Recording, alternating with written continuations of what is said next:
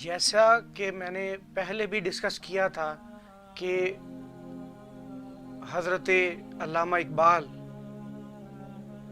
نہ صرف ایک فلاسفر تھے،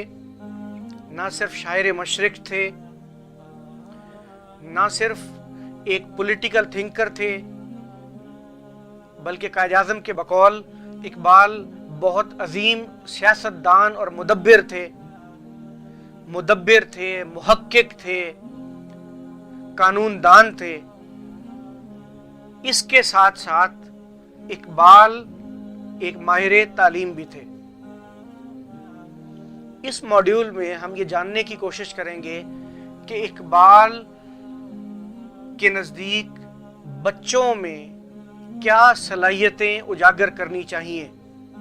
اقبال کیا چاہتے تھے کہ طلبہ و طالبات میں کیسی صلاحیتیں موجود ہونی چاہیے، اور یہ نقطہ کریکولم ڈیولپرز کو بھی غور سے سننا چاہیے، کیونکہ ریسنٹلی جس طرح آپ سب جانتے ہیں کہ وطن عزیز پاکستان میں سنگل نیشنل کریکولم پہ بھی کام ہوا ہے، اور اس میں بھی ان نکات کو انہوں نے شاید کنسیڈر کیا ہوگا۔ تو جو بھی لوگ کورس کو مرتب کرتے ہیں یا کورس کو پڑھاتے ہیں، اساتذہ کرام ہیں، ماہرین تعلیم ہیں اور والدین ہیں، ان کو یہ نکات غور سے سمجھنے کی درخواست کرنا چاہوں گا۔ اس کے علاوہ جو طلبہ و طالبات، جو بیٹے اور بیٹیاں یہ سیشن سن رہے ہیں، ان سے بھی میں توقع کروں گا کہ جو خوبیاں ان میں حضرت اقبال دیکھنا چاہتے تھے وہ اپنے اندر ان خوبیوں کو پیدا کرنے کی کوشش کریں، اور یہ تہیہ کریں، یہ عزم پیدا کریں، بلکہ اپنے جو ان کے گولز ہیں، جو ان کے ٹارگٹس ہیں، ان کے اندر بھی ان خوبیوں کو لکھ لیں کہ ہم نے اپنے اندر یہ خوبیاں ڈیولپ کرنی ہیں، اور اساتذہ اور ماں باپ بھی یہ خوبیاں بچوں میں ڈیولپ کرنے کی کوشش کریں۔ تو علامہ اقبال نے 1924 میں 6ٹھی، 7ویں اور 8ویں جماعت کی کتب مرتب فرمائیں۔ یعنی علامہ اقبال بچوں کو اتنی اہمیت دیتے تھے، قوم کے بچوں کے رول کتنا امپورٹنٹ ہے نیشنز کے لیے، نیشن کی ڈیولپمنٹ کے لیے، اس پہ ان کا اتنا فوکس تھا کہ وہ پی ایچ ڈی کرنے کے بعد بھی، یعنی کہ یہ پی ایچ ڈی کرنے کے بھی 16 سال بعد کی بات ہے، جب وہ انہیں سر کا خطاب مل چکا تھا، جب وہ اقوام عالم میں مشہور و معروف ہو چکے تھے، جب مشرق و مغرب میں ان کے علم و فن کا، علم و حکمت کا اور ان کے فلسفے کا چرچا تھا، جب وہ اسرار خودی 1915 میں اور 1918 میں رموز بے خودی، ان کی وہ اپنی جو خودی کے اوپر مین کانسیپٹ دے چکے تھے، اور ان کی کتابوں کا مختلف زبانوں میں ترجمہ ہو چکا تھا، اور وہ شہرت کی بلندیوں پر پورے بر صغیر میں انہیں جانا جاتا تھا، انگلینڈ میں، یورپ میں، جرمنی میں، اور دنیا کے مختلف اس وقت کی جو جدید اقوام ہے ان تک بھی اقبال کے افکار انہی کی زبانوں میں پہنچ چکے تھے۔ اس وقت بھی اقبال بچوں کی تعلیم و تربیت سے غافل نہیں تھے، اور اس وقت بھی اقبال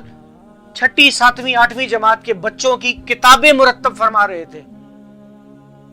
تو 1924 میں، اچھا اس کے علاوہ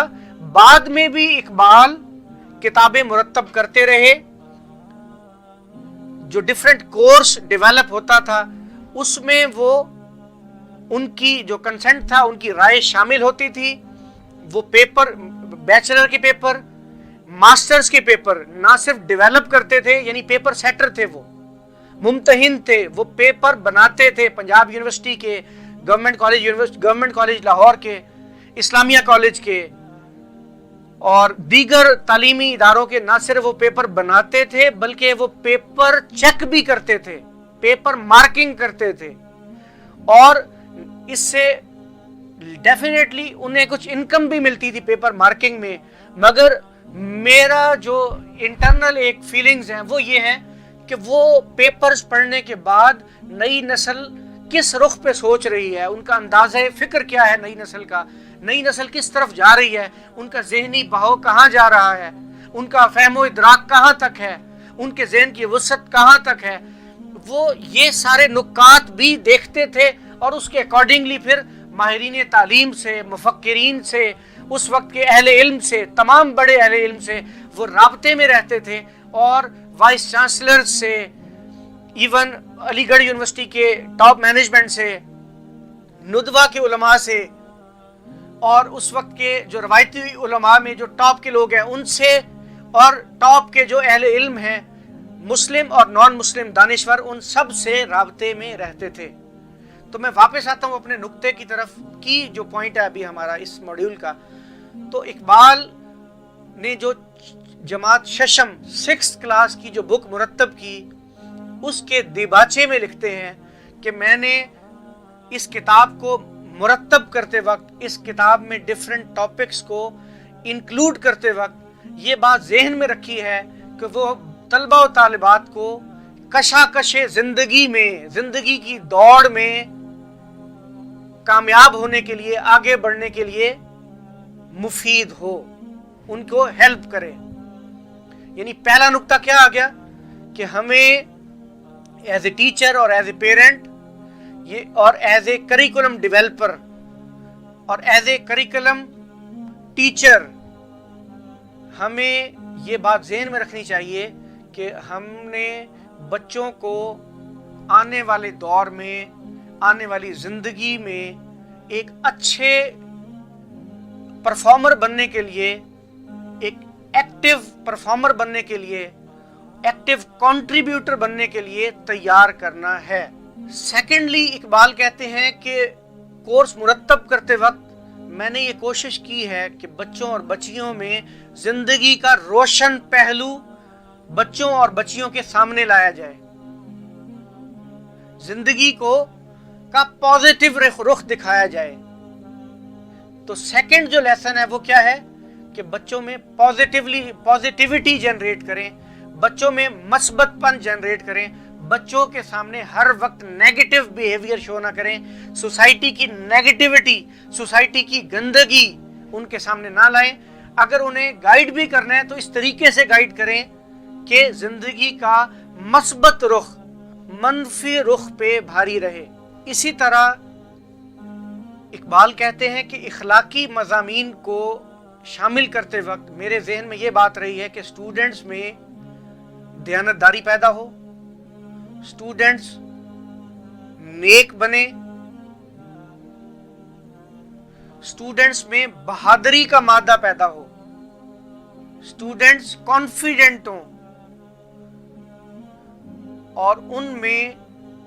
कमजोरी और बुज़दिली पैदा ना हो। यानी इकबाल ये चाहते थे कि हमारे जो बच्चे हैं, बच्चियां हैं, वो बहादुर बने, वो हालात का सामना करें, हालात का मुकाबला करें, वो बुज़दिल ना बने। इकबाल बुज़दिली को पसंद नहीं करते थे, इकबाल शाहीन को पसंद करते थे, इकबाल करगस को पसंद नहीं करते थे। इकबाल तो यहां तक कहते थे, लड़ा दे उठा साकिया पर्दा इस राज से, लड़ा दे ममोले को शहबाज से। इकबाल तो चाहते थे कि ममोला शहबाज से लड़े। यानी इकबाल चाहते थे कि बच्चों में दयानतदारी पैदा हो, बच्चों में बहादुरी पैदा हो, बच्चों में नेकी का जज्बा पैदा हो, बच्चों से बुज़दिली को दूर किया जाए। इसी तरह इकबाल कहते हैं कि नज़्में मुंतखब करते वक्त मैंने कोशिश की है कि उनमें वतन की मोहब्बत का जज्बा पैदा हो, वतन की मोहब्बत का पाकीज़ा जज्बा तलबा और तालिबात में पैदा हो। तो हमें टीचिंग करते वक्त बच्चों के अंदर